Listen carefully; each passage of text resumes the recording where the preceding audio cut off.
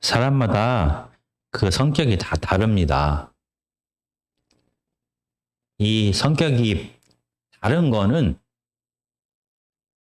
모든 일을 할 때 그대로 드러납니다. 만약에 어려운 수학 문제를 풀다가 모르는 문제가 나오면은 어떻게 합니까?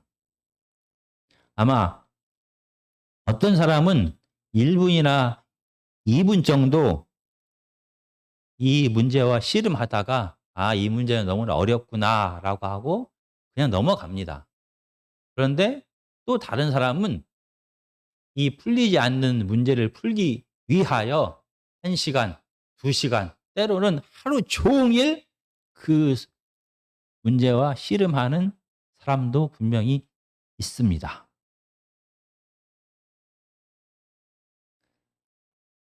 사람들은 성격이 다르지만은 자기의 삶 속에서 만약에 자기의 계획대로 어떤 일이 진행되지 않을 때 정말 견딜 수 없어 합니다. 완벽하게 이해되지 않을 때, 내 뜻대로 계획이 진행되지 않을 때 기다리고 인내하고 그냥 넘어가기가 정말로 쉽지 않습니다. 특별한 성격을 가진 사람만, 하루 종일 수학 문제를 풀기 위해 끙끙대는 사람만 그런 것이 아니라 모든 사람들은 자기 앞에 놓인 문제가 해결되지 않으면은 너무나 괴로워하고 견딜 수 없어 합니다. 정말 사람은 모든 것을 온전하게 알 수 있는 창조주 하나님이 아닙니다. 사람은 모든 것을 그분의 뜻 가운데서 자기의 능력 안에서 할 수 있는, 통제할 수 있는 하나님이 아닙니다. 정말 우리가 하나님이 아니다. 우리가 창조주가 아닌 피조물이다라는 것을 잃어버릴 때, 잊어버릴 때 저의 삶 속에서는 이런 문제가 해결되지 않는 것을 견뎌야 하지 못하게 됩니다. 바로 이러한 죄된 모습을 자기 중심성, 자기가 원하는 대로 모든 걸 하려고 하는 죄된 모습이 우리들의 삶 속에 다 드러납니다. 오늘 하나님의 말씀에서 하나님의 기적을 체험한 사람이 역시 자기가 원하는 것을 자기 뜻대로 하고 싶어 하는 이 죄된 모습을 보이는 것을 오늘 본문은 그대로 우리에게 보여줍니다.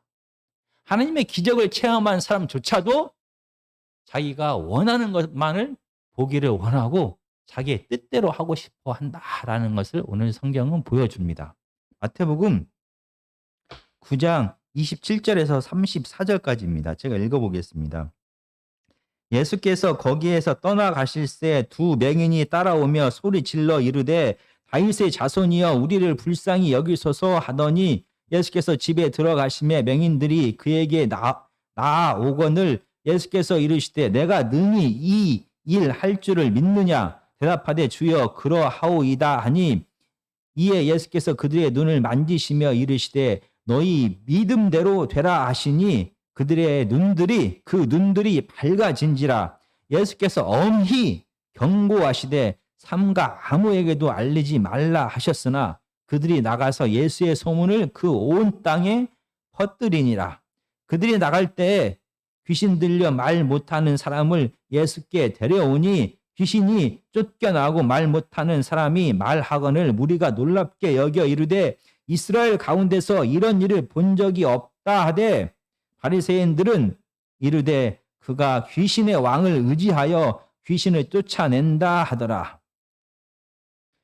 오늘 본문이 27절에서 예수께서 거기에서 떠나가실새 두 맹인이 따라왔다라고 말합니다. 여기서 거기에서 떠나가실새라고 말하는 거기는 바로 그 앞부분에 나오는 한 관리의 집, 다른 복음에서는 말하는 회당장 야이로의 집입니다.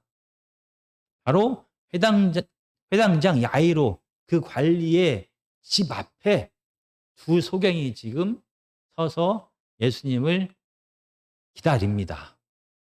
이 소경은 자기가 눈이 안 보이니까 예수님을 볼 수가 없었습니다. 예수님이 기적을 행하는 것을 볼 수가 없었습니다. 그러나 많은 사람들로부터 예수님이 많은 병든 자를 고치셨다라는 소문을 듣게 되었습니다.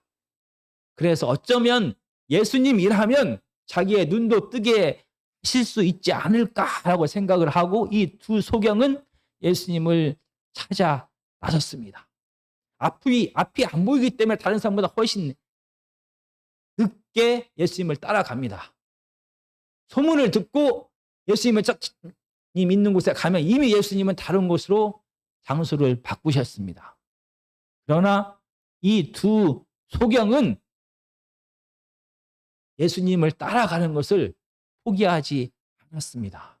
그리고 오늘은 어떻게 해서든지 그 예수님을 만나고 싶습니다. 그 예수님을 만나면 예수님께서 자기의 눈을 뜨게 해주실지도 모른다라는 막연한 기대를 갖고 있습니다. 그리고 오늘 또 그 자기가 기대하는 나사렛 예수님은 혈루증 중에 고통당하는 여인의 병을 고치셨습니다. 그리고 지금은 한 관리의 집 안으로 들어가셨습니다. 이렇게 두 소경은 예수님을 기다리면서 이 한 관리의 집 밖에 서서 있습니다. 그러면 한 가지 의심스러운 부분이 그들의 마음을 짓누르고 있습니다. 이 예수님이란 분이 많은 병든 자들을 다 고치셨다는 것을 그들은 다 들었습니다.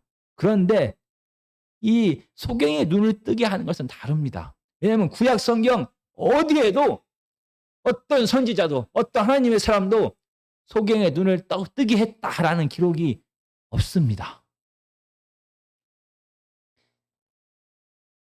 많은 구약의 선지자들이, 많은 구약의 하나님의 사람들이 많은 능력을 행하여 병든 자를 고친 기록은 많이 나옵니다. 그러나 소경이 눈 떴다라는 기록은 없습니다. 이렇게 한 번도 하나님의 능력으로 기적이 일어나지 않은 이 소경, 눈뜨게 하는 것에 대하여 그들은 의심을 합니다. 과연 저 예수님이 우리의 눈을 뜨게 해줄 수 있을까라고 생각을 합니다. 그때 집 안에서 이상한 소리가 들리기 시작합니다. 예수님이 죽은 소녀를 살리셨다. 예수님이 죽은 소녀를 잡아 일으키셨다라는 이 소리가 집 밖으로 들려오게 됩니다. 그리고 그 기적을 베푸신, 죽은 자를 살리신 예수님이 집 밖으로 나와서 가고 있습니다. 이제 두 소경의 의심은 확신으로 바뀌게 됩니다. 죽은 자를 저분이 살리셨다라고 하면 저분은 그냥 선지자 중에 하나가 아니라 구약에서부터 예언되어진 그 메시아가 틀림이 없다. 그 다윗의 자손 메시아라면 자기의 눈을 분명히 뜨게 해줄 거다라고 그들은 신하게 됩니다. 왜냐하면 구약의 이사야의 말씀을 저희가 살펴보겠습니다. 구약의 이사야에서 앞으로 오실 다윗의 후손 메시아가 어떤 일을 하게 될 것인지를 기록합니다. 이사야 29장 18절입니다. 그날에 못 듣는 사람이 책의 말을 들을 것이고 어둡고 캄캄한 데서 맹인의 눈이 볼 것이며, 다윗의 후손 메시아가 오시면은 맹인이 눈을 뜨게 된다라고 29장 18절에 말합니다. 이렇게 한 군데만 말한 게 아닙니다. 35장, 이사야 35장 5절에도 그때 맹인의 눈이 밝을 것이며 못 듣는 사람의 귀가 열릴 것이며, 그리고 42장 7절도 하나님의 종에 대한 얘기를 계속합니다. 바로 메시아가 이 땅에 오면은 42장 이사야 42장 7절입니다. 내가 눈먼 자들의 눈을 밝히며 갇힌 자를 감옥에서 이끌어내며 흑암에 앉은 자를 감방에서 나오게 하리라. 바로 이 소경들이 자기가 회당에서 바리새인들과 서기관들을 통하여 들었던 그 메시아에 대한 이야기가 실현될 것을 그들은 이제 믿게 되었습니다. 그래서 그들은 예수님을 따라가면서 다윗의 자손이여 라고 예수님을 부르게 됩니다. 바로 예수님이 메시아로서 그들의 눈을 뜨게 해줄 것을 간구하는 것입니다. 다윗의 자손이여 자비를 베풀어 주소서, 긍휼히 여기소서라고 외칩니다. 그런데 마치 아무것도 들리지 않는다는 듯이 예수님은 그냥 계속 걸어갑니다. 그래서 그들은 이 두 소경은 계속해서 나사렛 예수여 나를 불쌍히 여겨 주십시오. 당신만이 내 눈을 뜨게 하실 수가 있나이다. 제발 불쌍히 여기시고 자비를 베풀어 주십시오 라고 간절히 외칩니다. 이 외치다라는 말은 진행형으로 쓰여 있습니다. 계속해서 예수님이 들을 때까지 계속해서 눈물을 흘리며 절규하면서 이 두 소경은 예수님의 뒤를 따라갔습니다. 그런데 이상하게 아무 소리가 안 들리는 것처럼 이 죽은 힘을 다하여 목이 터져라 외치는 이 두 사람의 소리를 마치 아무것도 안 들리는 것처럼 예수님은 그냥 집으로 들어가 버렸습니다. 왜 이 두 소경의 간절한 외침에 대하여 무시하셨을까? 못 들은 채 했을까? 어쩌면은 바로 마태복음 8장에서처럼 이 백부장의 간구를 거절했던 것처럼 다시 한번 믿음을 시험하기 위하여 이렇게 했을지도 모릅니다. 못 들은 채 했을지도 모릅니다. 저희가 다시 한번 찾아보겠습니다. 마태복음 8장 5절, 6절, 7절입니다. 예수께서 가버나움에 들어가시니 한 백부장이 나와 간구하여 이르되 주여 내 하인이 중풍병으로 집에 누워 몹시 괴로워하나이다. 이르시되 내가 가서 고쳐주리라. 지금 여기 7절에 내가 가서 고쳐주리라 라고 기록된 이 7절은 이렇게 내가 가서 고쳐주리라 라고 해석할 수도 있지만 의문문으로 내가 가서 고쳐줄까? 내가 가서 고쳐주기를 원합니까? 라고 이렇게 해석할 수도 있습니다. 그런데 만약에 이 7절을 그렇게 해석하게 될 경우에 7절에 보면 이상한 단어가 이 헬라어 원문에 나옵니다. 바로 에고라는 단어인데 그 단어는 내가, 몸소라는 단어입니다. 내가 가겠다 라고 말할 때 이미 누가 가는지를 헬라어 동사는 말합니다. 바로 말하는 사람, 예수님이 내가 가서 고쳐주겠다라고 분명히 말했는데 지금 내가 몸소 직접 가가지고 고쳐주겠다라고 이렇게 얘기를 했다라고 해석을 해야만 하는 겁니다. 이상합니다. 왜냐하면 이 복음서에서 누군가가 병을 고쳐달라고 했을 때 예수님이 직접 안 가고 다른 사람을 보낸 적이 한 번도 없습니다. 그런데 왜 내가 직접 몸소 가겠다라고 말하는 것입니까? 그러면은 이게 몸소 가겠다라는 말이 아니라 혹시 그러면 내가 몸소 가서 고쳐줄까? 라고 해석해야만 되는 것입니까? 그것도 이상합니다. 그래서 이 7절은 내가 가서 몸소 고쳐달라는 말입니까? 라는 뜻입니다. 바로 거절의 의미입니다. 와서 내 하인을 고쳐주십시오라고 말하니까 유태인인 내가 더러운 부정한 이방인의 집에 직접 가가지고 고쳐달라는 말입니까? 라고 예수님은 거절하셨습니다. 이렇게 예수님이 백부장을 거절함을 통하여 결국에는 진짜 믿음이 무엇인지를 이스라엘 유태인들에게 예수님은 보여주셨던 것입니다. 마찬가지로 지금 두 소경이 간절히 목이 터져라 계속해서 나 다윗의 자손이여 나를 구원하여 주십시오. 제발 고쳐주십시오.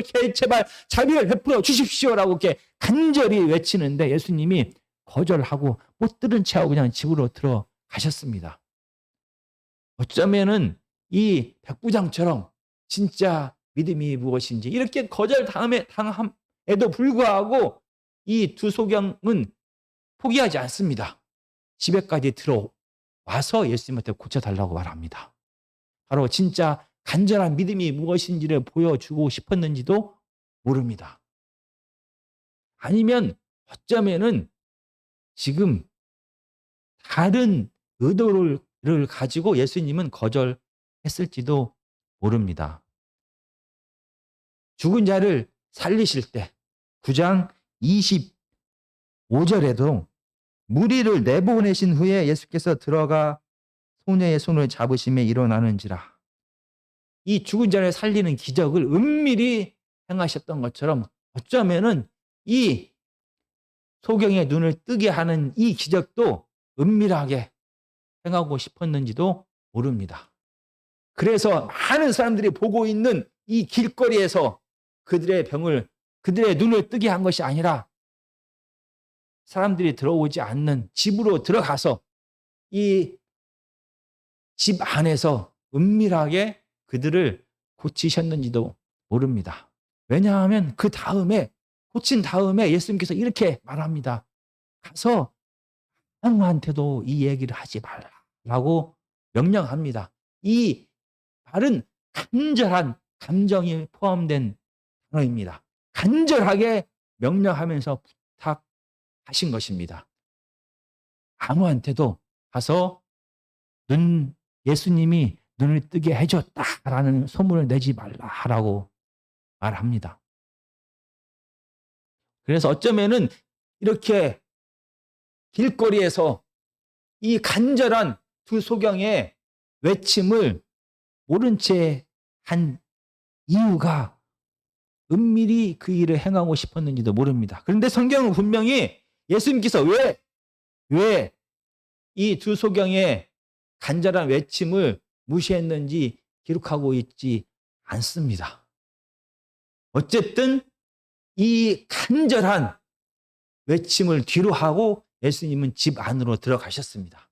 그런데 이 두 소경은 포기하지 않고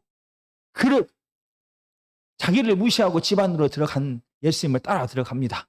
그리고 다시 한번 간절하게 고쳐달라고 말합니다. 이 간절한 두 소경의 믿음을 보시고 이 두 소경의 눈을 뜨게 해 주셨습니다. 그리고 나서 예수님은 간절히 마음을 담아서 부탁을 합니다. 제발 밖에 나가서 내가 너희들 눈을 뜨게 했다는 것을 알리지 말라라고 간절히 그러나 엄격하게 단호하게 부탁하시고 명령하셨습니다. 정말 눈만 뜨게 해주면 모든 것을 다 할 것 같았던 이 두 소경입니다. 그들은 예수 그리스도를 다윗의 자손이다 라고 말합니다. 바로 구약에서부터 예언되어진 메시아다라고 고백을 합니다. 그리고 28절에서는 주여 그러하오이다 라고 말하며 예수 그리스도를 주인이다 라고 고백하는 이 두 소경입니다. 그들이 예수님을 위하여 못할 것이 없습니다. 그렇다라고 하면 예수님의 간절한 부탁, 메시아 대신 다윗의 후손인 예수님의 간절한 부탁, 자기를 살려주신, 자기의 눈을 뜨게 해주신 예수 그리스도의 단호한 명령, 이 명령 앞에 이 두 소경은 어떻게 하는 게 당연한 것입니까? 당연히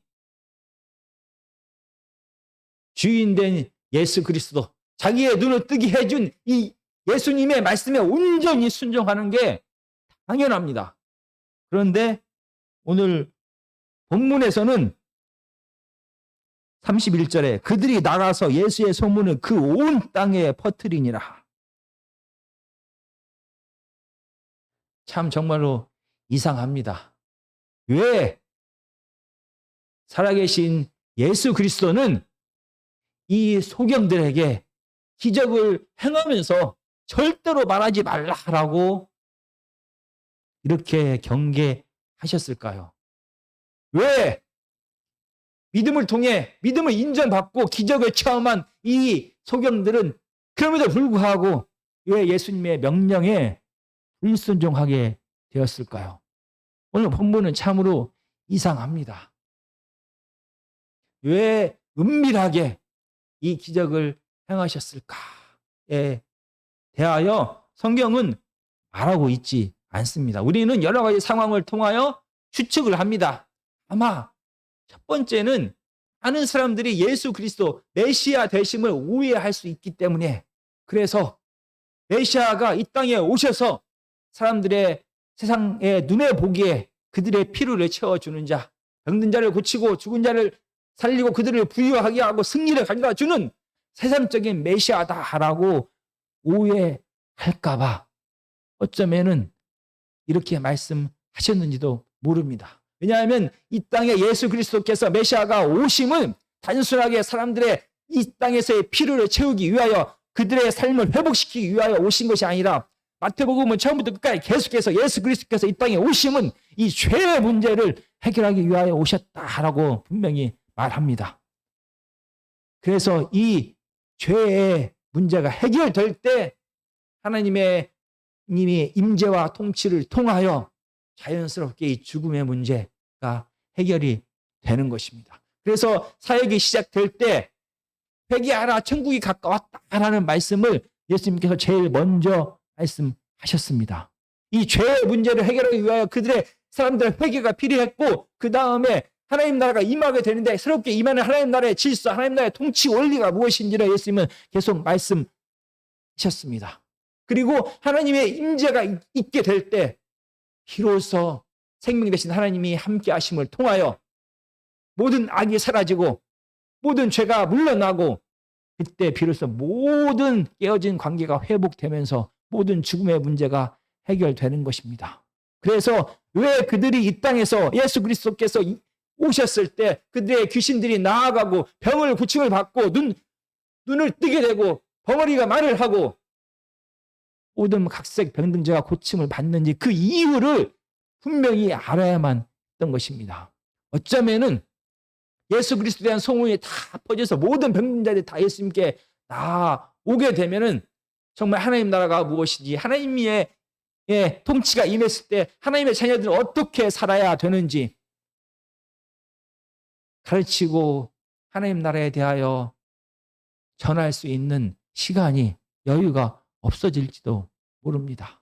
어쩌면 그들이 원하는 대로 이 모든 병든 자를 다 고쳐야만 되는 이 사역에, 이 현실적인 문제를 해결하는 사역에 예수 그리스도의 모든 사역이 다 집중되어야 될지도 모릅니다. 그래서 먼저 분명히 하나님의 뜻 가운데 하나님께서는 예수 그리스도의 사역을 준비하시고 계획하신 하나님께서는 이 소문이 모든 온 땅에 퍼져서 예수 그리스도를 단전히 기적을 행하는 자로 오해하지 않도록 하기 위하여 어쩌면 은밀하게 이 기적을 행하고 싶었는지도 모릅니다. 아니면은 이 땅에 사람의 모습으로 예수님은 오셨습니다. 그리고 나서 구원에 대한 계획을 예수님은 다 갖고 계셨습니다.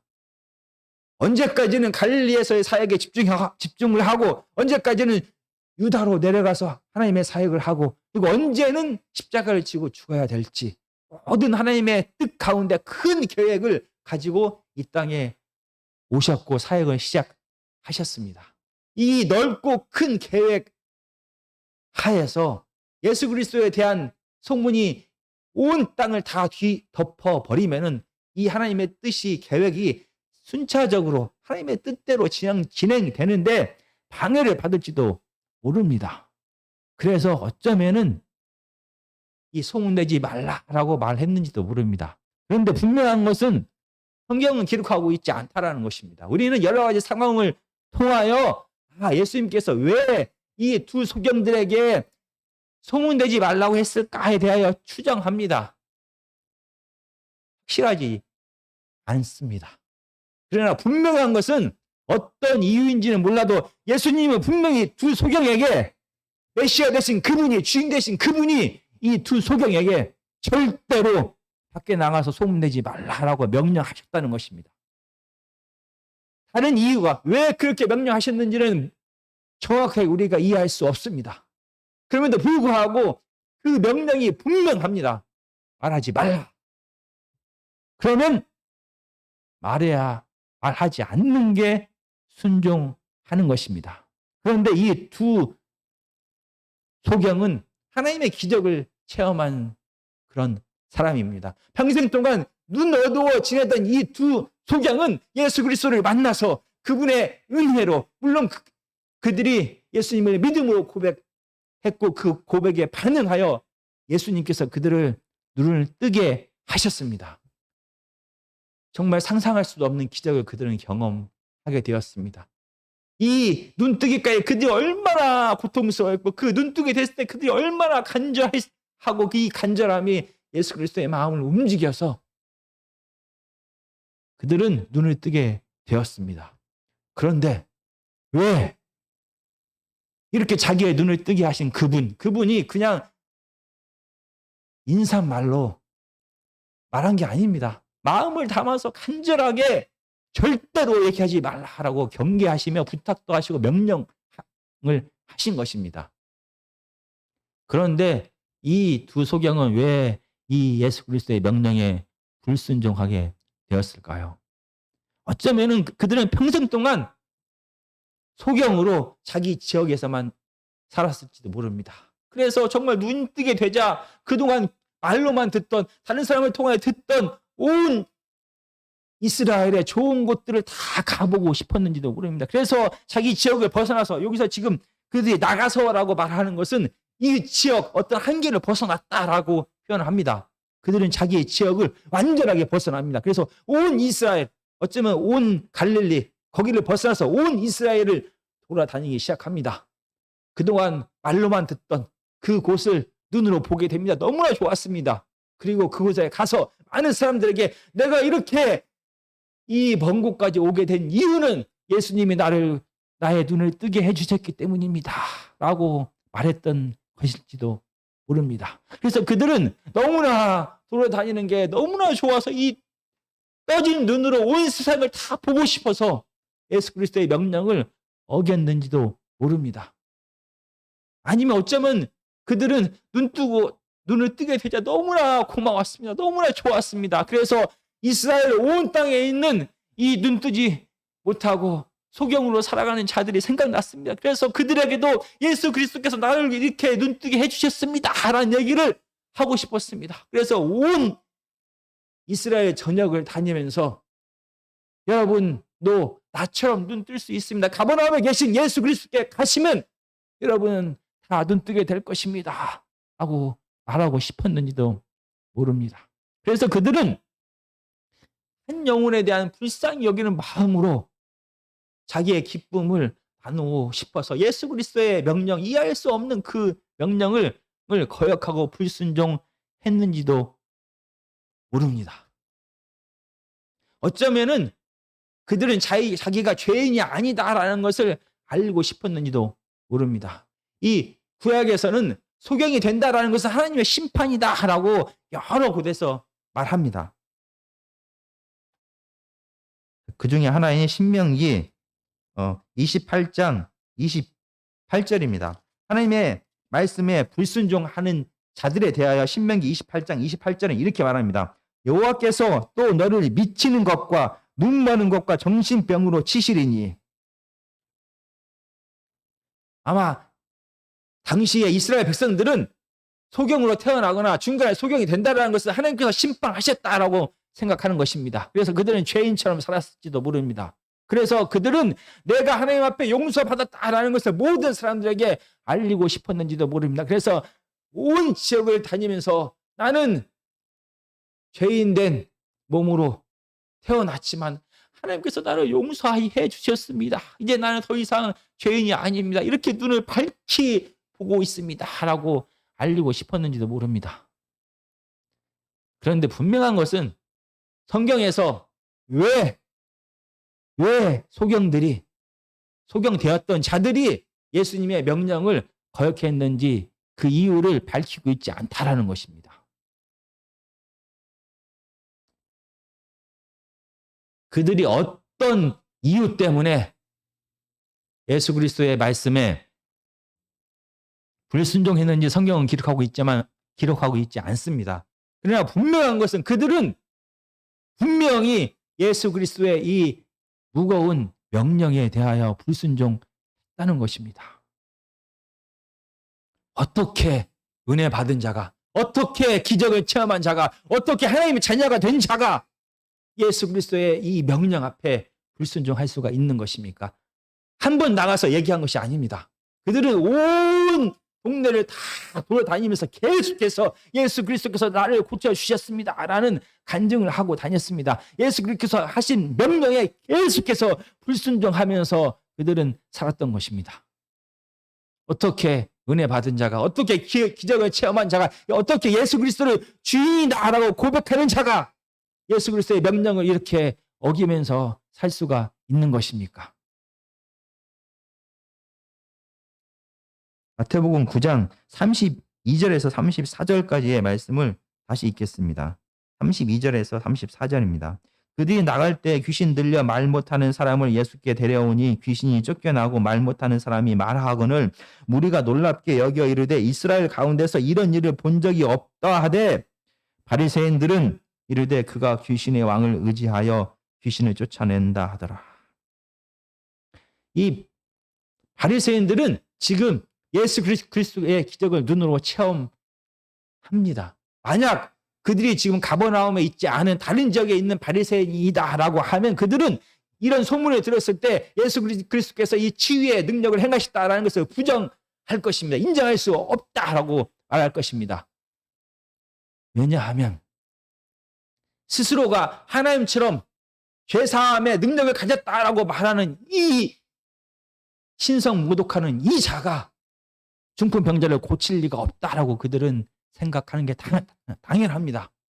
그들은 부정하고 죄인이고 세리들과 함께하는 이 예수 그리스도, 부정한 자를 멀리하는 것이 아니라 그들과 함께하는 이 부정한 예수 그리스도가 죽은 자를 살리셨다라는 것을 도저히 믿을 수가 없는 것입니다.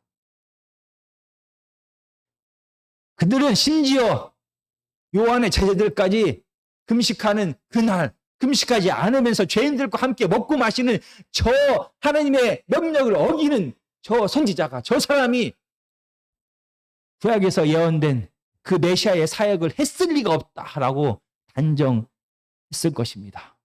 그들이 보지 않았으면 분명히 자기의 세계에 사로잡혀서 자기의 경험과 자기의 지혜와 자기의 전통을 가지고 예수 그리스도를 판단했을 것입니다. 그래서 분명히 그런 소문이 있지만 거짓말이다라고 말했을 것입니다. 그런데 지금 가버나움에 있는 바리새인들은 직접 자기의 눈으로 보았습니다. 문둥병자가 낫는 것을 보았습니다. 중풍병자가 낫는 것을 보았습니다. 죽은 자가 살아나는 것을 보았습니다. 그리고 소경이 눈 뜨는 것을 보았습니다. 말 못하는 자가 말이 트이는 것을 보았습니다. 그러자 그들은 이 기적 자체를 부정할 수는 없습니다. 그러자 그들은 이렇게 말합니다. 귀신의 왕의 힘을 통하여 그들은 이 능력을 행했다라고 말합니다.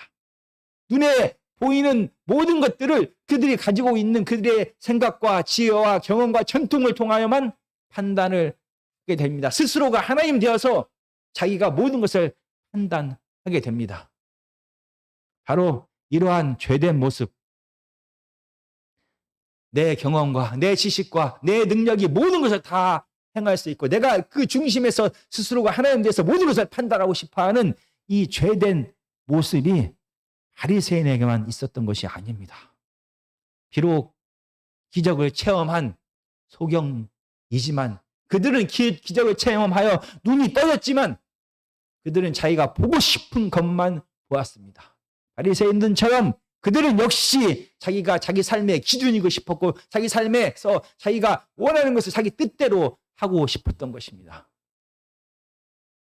그들은 여전히 기적을 체험했음에도 불구하고 그 안에는 스스로가 왕되고 스스로가 하나님 되어서 자기가 원하는 것만을 보고 자기가 원하는 대로만 하고 싶어하는 이 뿌리 깊은 죄성이 여전히 남아 있었다는 것입니다.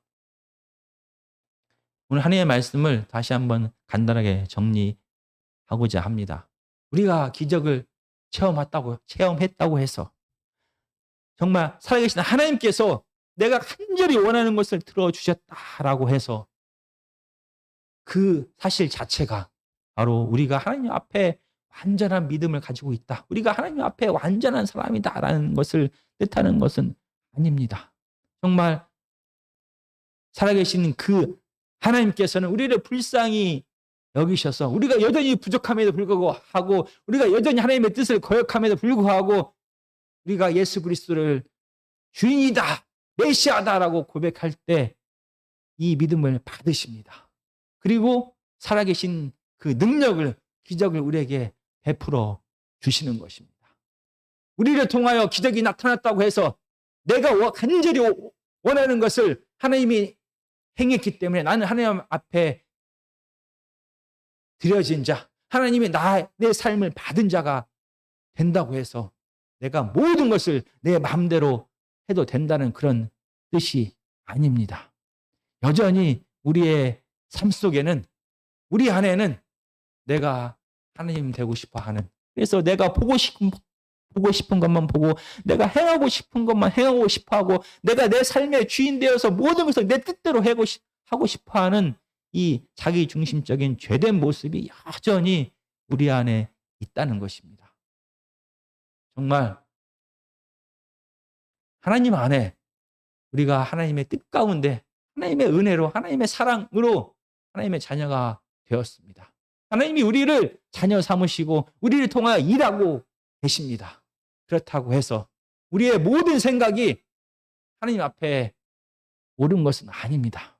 우리는 매 순간순간마다 우리가 여전히 우리 안에 이런 죄된 모습이 있다는 것을 늘 인정해야만 합니다. 그래서 우리가 그 이유를 알 수 없을 때에도 왜 현재 이 순간에 이 일을 해야 되는지 하나님께서 우리에게 말씀해 주지 않을 때에도 현재 왜 이 순간에 하나님께서 아무런 역사를 하고 있지 않은지, 하나님의 침묵이 무엇인지 그 이유를 알지 못하는 그 순간에도 우리는 여전히 그게 하나님의 뜻이다라고 막 하면 그 길을 계속 가야만 되는 것입니다. 여전히 우리가 이해할 수 없을지라도 그게 하나님의 명령이다라고 라고 하면, 그 뜻을 알 수 없을지라도, 그 뜻이 내 생각과 다를지라도 우리는 순종하면서 나아가는 것입니다. 이게 바로 하나님의 자녀이고 하나님의 제자인 것입니다.